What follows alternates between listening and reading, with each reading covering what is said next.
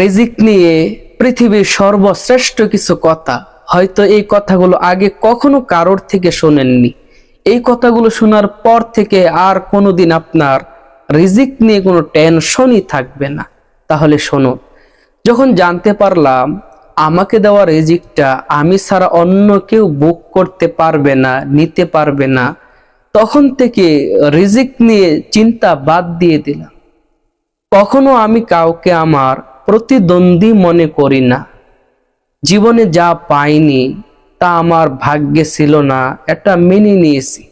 এজন্য কোনোদিন না পাওয়ার দুঃখও হয়নি, কষ্টও হয়নি।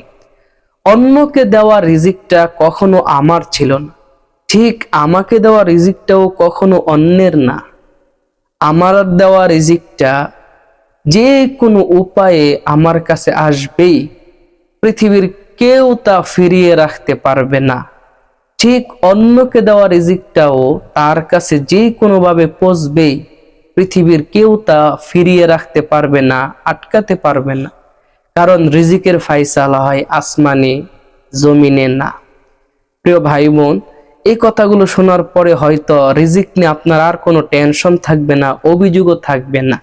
তো ভিডিওটি যদি ভালো লাগে অবশ্যই একটা লাইক, কমেন্ট, বেশি বেশি শেয়ার করে সবাইকে জানার সুযোগ করে দিবেন। পরবর্তী এমন সুন্দর সুন্দর ইসলামিক ভিডিওগুলো নিয়মিত পেতে দয়া করে চ্যানেলটি এখনই সাবস্ক্রাইব করে সাথেই থাকবেন।